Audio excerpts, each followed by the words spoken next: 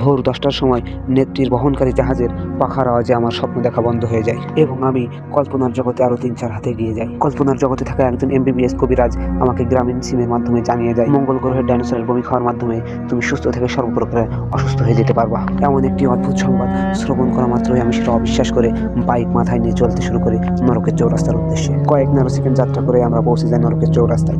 নরকের চৌরাস্তায় পৌঁছে আমরা দেখি 60-65 বছর বয়সী একজন টকবকে তরুণ মঙ্গল গ্রহের বিখ্যাত পিন্টুরিয়া ফলের সাথে ক্রাশনিদার স্পেশাল মেকআপ পাউডার মিশিয়ে সেগুলোকে ডাইনোসরের বমির সাথে আলতো করে মিশিয়ে দিচ্ছে, যেগুলোকে পৃথিবী গ্রহের মূর্খরা পেঁয়াজ কুচি বলে থাকে। ডাইনোসর ছাড়াও ইঁদুর, শিয়াল, বিশ্ব সাপ ইত্যাদি বিভিন্ন ধরনের শান্ত প্রজাতির প্রাণীর বমি সেখানে রাখা আছে। কিন্তু সর্বপ্রকার সুস্থ থেকে অসুস্থ হতে আমরা ডাইনোসরের বমি অর্ডার করলাম। এর মধ্যেই আমি একটি অপরিষ্কার হাত দিয়ে পানিকে ধুয়ে পরিষ্কার করে নিলাম। ডাইনোসরের বমির তীব্র বাজে জঘন্য সুন্দর গন্ধে আমার সামনে থাকা উভচর তাকি অতিষ্ঠ হয়ে উঠছিল। খাবার সামনে আসার সাথে সাথেই সে হাউমাউ করে শান্তশিষ্টভাবে সেগুলোকে নাক দিয়ে গিলে ফেলে। তাকে দেখা দেখি আমিও গাল থেকে কিছু খাবার প্লেটে রেখে দিলাম। উক্ত দোকানের অনিয়ম এবং আমাদের চারপাশে থাকা বিভিন্ন প্রজাতির ডাইনোসরদের আক্রমণের কারণে আমরা আর ভিডিও লম্বা করতে পারি না।